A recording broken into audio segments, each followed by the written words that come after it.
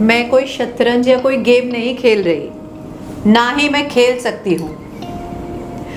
आपका बहुत बहुत स्वागत है मेरे शो एक खास मुलाकात विद चैताली हिमांशु झवेरी में।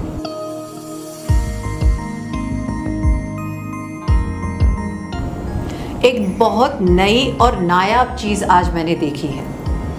इसे कहते हैं ज्योतिषीय शतरंज। आपने भी शायद पहली बार सुना होगा। इसे सर्वत्रो भद्र चक्र भी कहा जाता है।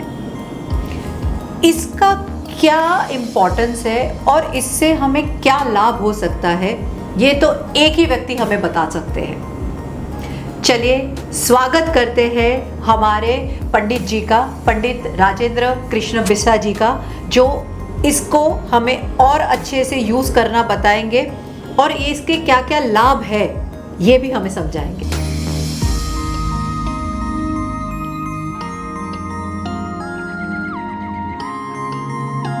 आज मैंने प्रयास किया ये शतरंज को खेलने का, लेकिन मैं नहीं खेल पाई। हमारे साथ है पंडित जी। आपका बहुत बहुत स्वागत है फिर से हमारे शो एक खास मुलाकात विद चैताली हिमांशु झवेरी में। क्या मैं आपके साथ ये शतरंज खेल सकती हूँ? बिल्कुल खेल सकती हैं आप। कैसे? वैसे इसका नाम सर्वतो भद्र चक्रम, मगर इसको ज्योतिष शतरंज इसलिए कहा गया है कि जिस तरह से शतरंज में 64 घर होते हैं, 8-8 के वो इसके हिसाब से, इसमें 9-9 है तो 9-9 81, तो इसमें 81 है। एक बात। अब इसमें अपोजिट जैसे दो पार्टियां होती हैं जो एक दूसरे को मात देने के लिए होती हैं, तो इसमें एक तरफ तो 9 ग्रह हैं, वो आपको चाहे फायदा देने वाले हों और चाहे वो आपका बिल्कुल चेकमेट भी कर सकते हैं। तो इसमें 6 चीजें मुख्य होती हैं। जैसे जन्म राशि क्या है आपकी, जन्म नक्षत्र आपका क्या है, जन्म की तारीख क्या है, मतलब तिथि क्या है, आपका वार क्या था उस दिन, आपका नाम का अक्षर क्या है, उसके ऊपर क्या स्वर है, ये 6 चीजें होती हैं। इनको बीच में रखते हैं और जो चारों तरफ की बाउंड्री लाइन है इसमें सभी नक्षत्र हैं। ठीक है, ये उनके शॉर्ट फॉर्म्स लिए गए हैं। जैसे ये यहाँ से तो शुरू हुआ, अश्विनी, भरणी, कृतिका, रोहिणी, मृगशिर, आर्द्रा, पुनरुसु, पुष्य, अश्लेषा, मघा, इस तरह से ये जो हैं ये वहां तक वापस रेवती नक्षत्र है। इसमें क्या है कि अभिजित नक्षत्र एक स्पेशल है। वो जैसे मैंने आपसे पहले भी एक बार कहा होगा, जी हमारे पिछले एपिसोड में हमने इसके बारे में बात किया था। लोगों को मैं बताना चाहूंगी कि इसके बारे में हमने बहुत सारी डिटेल दी हुई है। हमारे और एपिसोड्स भी है, उसमें जरूर देखिएगा। हाँ, तो ये अभिजित नक्षत्र भी इसमें है। तो यहाँ तो जो आज की प्लेनेटरी पोजीशन क्या है, कौन सा ग्रह किस नक्षत्र पे चल रहा है, तो वो इस अपन बाउंड्री वाल पे रखेंगे। और जो मैंने अभी बताई कि 6 चीजें जो जन्म नक्षत्र, राशि वगैरह जो भी हैं, वो इन बीच में जिन जो भी होंगे उनके ऊपर रखेंगे। ठीक है, उसके बाद में इनके वेद देखेंगे। जैसे पापी ग्रह अगर किसी जन्म राशि को वेद कर रहे हैं तो वो उस दिन, तो एक बात और मैं बताना चाहूँगा कि ज्योतिषीय शतरंज मतलब इससे आपको पर डे का मिल सकता है, प्रेडिक्शन मिल सकता है। अच्छा, सो ये जो शतरंज है वो डेली बेसिस पे खेलने जा सकती है। बिल्कुल। और डेली प्रेडिक्शंस जो है जो ज्यादातर चंद्र की गतिविधियों पे आधारित होते हैं, और लेकिन यहाँ पे सारे नक्षत्रों के आधार पे भी होगा और ग्रहों के आधार पे भी होगा। ऑब्वियसली जो मैं देख रही हूँ कि जन्म तिथि, जन्म वार, जन्म अक्षर, स्वर तक आपने इसमें इन्वॉल्व किया है। पहले तो मैं बताना चाहूंगी आपको, ये बहुत इंटरेस्टिंग है और ये मैंने पहले कहीं नहीं देखा है। So it's very attractive also. और बहुत खासियत है इसकी, जैसे ये कलर्स में देख रही हूँ, कुछ ब्लैक में है, कुछ येलो में, जैसे ये बुध है, शुक्र है, तो इसका भी कुछ इंपॉर्टेंस होगा सर? बिल्कुल। जो जितने पापी ग्रह हैं, जैसे सूर्य है, मंगल है, इनको हमने सूर्य, मंगल, केतु, राहु, शनि, इनको 5 ग्रहों को तो हमने माना है पापी ग्रह और होते ही हैं। और शुभ ग्रह में चंद्र, बुध, शुक्र और गुरु, ये शुभ ग्रह। तो पीली जो है, जो ये हैं सारियाँ, वो तो हैं शुभ ग्रह, और जो ब्लैक हैं वो हैं पापी ग्रहों की। तो अब जैसे मान लो कोई राशि है या कोई तिथि है, उसको अगर शुभ ग्रह ने वेद किया है उनका अलग अलग होता है। जैसे राशि को वेद करता है तो किस पे असर पड़ेगा, नक्षत्र को वेद किया है तो क्या असर पड़ेगा। जैसे कोई जरूरी नहीं है आपका दिन आज जो है स्वास्थ्य की दृष्टि से तो अच्छा गया लेकिन लॉस हो गया, तो ये अलग है। मान लो सब ये वो भी गया उधर भी अच्छा हो गया और सामाजिक आपने कोई क्लेश हो गया आपका। तो अलग अलग फील्ड में जो है ये चीज़ें काम आती हैं कि भाई स्वर के ऊपर वेद हो तो क्या होगा, जन्म की राशि के ऊपर वेद हो तो क्या होगा, जन्म नक्षत्र पे वेद हो तो क्या होगा। तो ये इस तरह से ये शतरंज से अपन जानकारी ले सकते हैं पर डे की। ओके तो जिस तरह चेस में ब्लैक एंड वाइट का इम्पोर्टेंस है, तो शायद जितना मैं समझ रही हूँ कि हम किसी और की कुंडली के बारे में जब हम बात कर रहे थे तो आपने उनकी जन्म कुंडली तिथि वार के हिसाब से यहाँ पे उनका रखा है। ये पर डे के हिसाब से, जैसे आज शुक्र अश्लेषा नक्षत्र में है तो अश्लेषा में रखा जाएगा। सूर्य अभी जैसे पूर्व फाल्गुनी पे आ गया और बुध भी, हाँ बुध भी, वही दोनों पूर्व फाल्गुनी पे चल रहे हैं तो ये उस पे आ गया। मंगल है उत्तरा फाल्गुनी पे है, ओके। केतु चित्रा नक्षत्र पे है और वो शनि है वो अभी सत्तारका से धनिष्ठा में जाने वाला है, इसलिए अभी चूंकि वो धनिष्ठा में इसलिए रखा हुआ है, बाकी अभी तक गया नहीं है। और वो है उत्तरा भाद्रपदा पे चंद्रमा है और ये जो अश्विनी नक्षत्र पे राहु चल रहा है, भरणी नक्षत्र पे गुरु चल रहा है। तो ये इस तरह से अब रहा सवाल, आपने जो अच्छा क्वेश्चन किया कि भाई ये इस तरह से ये ब्लैक और वाइट का ये क्या, इसका क्या यूज है। तो जिस तरह से शतरंज में ऊंट की कैसी चाल होती है, वो तिरछे जाता है, तो इसी तरह से इसमें वेद देखा जाता है। वेद शब्द है इसके लिए, चाहे वो शुभ ग्रह का हो और चाहे पाप ग्रह का हो, वो वेद बोलते हैं उसको। तो ये जो क्रॉस की जो हम देखते हैं, क्रॉस में जो जिस तरह ऊंट चेस में चलता है, वो उसको हम वेद बोलते हैं। तो इसमें भी वही है। और हाथी कौन सा करता है, वो सीधे चलता है, स्ट्रेट चलता है, कोई भी साइड। ग्रह की इसमें 3 गतियां मानती हैं, 3 तरह की, सामने की, लेफ्ट की, राइट की, ये 3 तरह की होगी। तो अलग अलग कंडीशन में अलग अलग तरह की गतियां देखी जाती हैं, वो उनकी दिशाएं जो है वो उसके हिसाब से निर्धारित करते हैं अपन। वैसा नहीं है मर्जी है जैसा नहीं है। सूर्य चंद्र राहु और केतु, ये सूर्य चंद्र हमेशा मार्गी रहेंगे, राहु केतु हमेशा वक्री रहेंगे। तो इनके लिए तो सभी दिशाएं इनके ये तो फ्री है, वो तो हाथी की तरह है, कहीं पे भी जा सकते हैं। हाँ, हाथी की तरह भी और ऊंट की तरह भी है।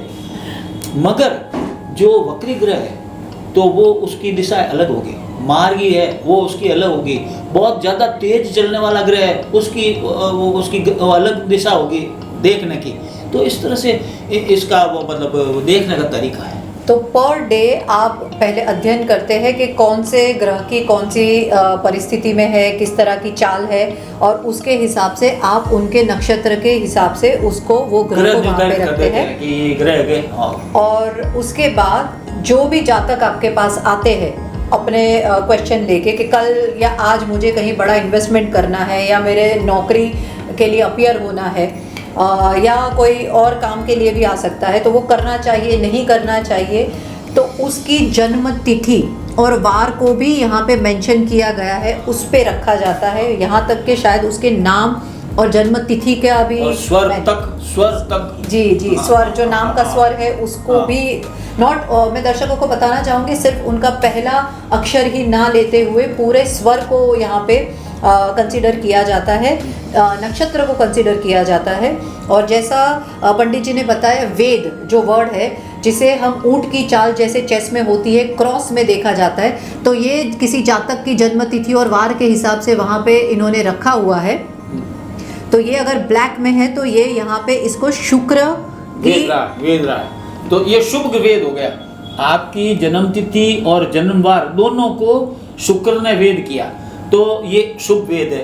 तो अब इससे अलग अलग देखा जाएगा कि वार के हिसाब से किस को इफेक्ट करता है, धन को इफेक्ट करता है, या आपके सामाजिक संबंधों को प्रभावित करता है, या आपके राज में जो है वो आपके शुक्र बहुत सारी चीजों को रिफ्लेक्ट करता है। अलग अलग क्षेत्रों में ये इनका सब अलग अलग है। अगर वो जातक आपको किसी धन संबंधी क्वेश्चन पूछता है कि क्या मुझे यहाँ पे इन्वेस्ट करना चाहिए या नहीं करना चाहिए, तो शायद इसका जवाब यस होगा। बिल्कुल। तो हम इसका उसकी राशि को, जैसे बुध उसको वेद कर रहा है या बृहस्पति वेद कर रहा है या शुक्र वेद कर रहा है, तो बुध से तो हम ये कहेंगे कि इसको तुम व्यापार, धन लाभ तो किसी रूप से हो सकता है। आप व्यापार में भी धन लाभ कर सकते हैं, राज में भी आपको प्रमोशन से धन लाभ हो सकता है, आप किसी को कोई चीज़ बेच करके आप धन प्राप्त कर सकते हैं। तो उनके अलग अलग वो उनके अधिकार में है ये ग्रहों के, ये चीज़ कि भाई व्यापार के बुध के अधिकार में। तो अब आपका ये चीज़ें बुध ने वेद की, तो उस दिन अगर आप कोई किसी को व्यापार के संबंधित कोई बात करेंगे तो आपको फ्रूटफुल होगी। तो सेम तरीके से जैसे ये जातक के बारे में हम बात कर रहे हैं, तो अगर उसका सवाल शायद स्थलांतर के लिए हो कि क्या उन्हें कहीं अमेरिका जॉब मिली है, क्या मुझे जाना चाहिए, या कोई और जगह पे मुझे, कोई और कंपनी में मुझे जाना चाहिए, तो एक तरीके से यहाँ पे शनि भी उनको क्रॉस कर रहा है। तो उसका जवाब आप कैसे देंगे सर? तो उसमें आइए हम ये कहेंगे कि शनि स्थिर ग्रह, शनि चलने वाला है और ऑब्स्टिकल पैदा करने वाला है, उसमें श्रम उसको लगाना पड़ता है। तो अगर आपको कहीं बाहर जाना है, आपका क्वेश्चन है और शनि उस चीज़ को वेद कर रहा है, तो उसमें गति नहीं आएगी, उसमें आपको बहुत पापड़ बेलने पड़ेंगे, आपको बहुत एफर्ट्स करने पड़ेंगे, या आपका वीज़ा मिलेगा ही नहीं जाने के लिए, या कोई न कोई हर्डल वहाँ उसमें आपको आएगा। राहु अगर वेद कर रहा है, दोनों पापी है, मगर राहु चलायमान है ग्रह है, तो वो अगर उसको वेद कर रहा है तो वहाँ से जो है वो सक्सेस मिलेगा आपको। तो एक तरीके से बहुत इजी वे आउट हो जाता है कोई भी सवाल का जवाब लेना। जो इतना मैं समझ रही हूँ कि ये ज्योतिष शतरंज से आप बहुत सिंपली सिर्फ इसके प्लेसमेंट ठीक से करने पर ये अपने आप में ही ये पूरा यंत्र, एक पूरा साइंस है। ये खुद ही बोलता है, जवाब तो वहीं हाथों हाथ मिल रहा है, हाथों हाथ मिल रहा है। बिल्कुल। Oh wow, it's really very interesting and मैं बहुत मतलब ओवर एक्साइटेड हूँ ये देख के ही के सभी ग्रहों के बारे में भी इसमें पूरा तरह से मेंशन है। ना सिर्फ ग्रह, सारे नक्षत्र भी लोगों को मैं खास बताना चाहूँगी कि इसकी जो खासियत है वो है नक्षत्र को भी इसमें लिया गया है, नाम के शब्द को, अक्षर को, जन्म तिथि और हर चीज़ को इसमें इन्वॉल्व किया गया है। और इसकी वजह से ये इतना सटीक है और सिर्फ एक ज्ञानी ही इसको पढ़ पाएगा, क्योंकि इसमें अध्ययन भी ज़रूरी है। ये कोई भी व्यक्ति नहीं कर सकता है। आज कौन सा ग्रह किस चाल में है, किस नक्षत्र में उसकी चाल है, ये भी सब देखना बहुत ज़रूरी है। तो आपका बहुत बहुत शुक्रिया सर, ये एक नई एक मैं बोलूँगी एक पिंडोरा बॉक्स खोल दिया है मेरे लिए तो, और मैं इस पे और ज़्यादा ज़रूर जानना चाहूँगी। तो आपका बहुत बहुत शुक्रिया हमें इस नई चीज़ से इंट्रोड्यूस करवाने के लिए। इसके लिए मैं थोड़ा सा एक और आपको क्या बताना चाहूँगा कि ये विद्या मेरे गुरुजी पंडित शंकरलाल जी ने मुझे ये दी थी। तो ये ज़्यादा पॉपुलर विद्या भी नहीं है, बड़ी गोपनीय विद्या है, गूढ़ विद्या है, ये इसका लिटरेचर बाहर है भी नहीं, और है जिनके पास पे भी है या तो उसको पूरा समझ नहीं पा रहे हैं, क्योंकि वो थोड़ा क्लिष्ट है, उसको समझने में थोड़ा सा बगैर गुरु के वो उसकी जानकारी अपन नहीं मिल सकती। तो मुझे उन्होंने सिखाया, तो और वो देखते हैं इससे। बिल्कुल। So daily predictions can be really very easy. और एक जो छोटे छोटे सवाल, कई बार कई लोगों के बहुत सारे सवाल नहीं होते, एक आध दो ही ऐसे क्वेश्चन होते हैं जो एक बेसिक क्वेश्चनिंग में आते हैं कि क्या हमें ये करना चाहिए, कब इन्वेस्टमेंट करें, क्या शादी के लिए ये पात्र ठीक है, क्या ये नई जॉब लेनी चाहिए, कब छुटकारा मिलेगा इतनी सारी परेशानियों से, इतनी सारी दिक्कतों से। कई बार कई लोग सिर्फ एक ही सवाल पे अटक जाते हैं। तो ये बहुत सटीक तरीका है, बहुत इजी वे आउट है आपको अपना सवाल का जवाब जानने के लिए। जुड़े रहिएगा हमारे साथ, ऐसी बहुत सारी अमेजिंग जानकारियाँ लेके हम आ रहे हैं। एक नए साइंस की तरफ हमने एक कूच कर दी है। बने रहिएगा हमारे साथ। मैं आपकी होस्ट एंड दोस्त Chaitali Himanshu Javedi. Thank you sir. बहुत बहुत धन्यवाद आपका भी।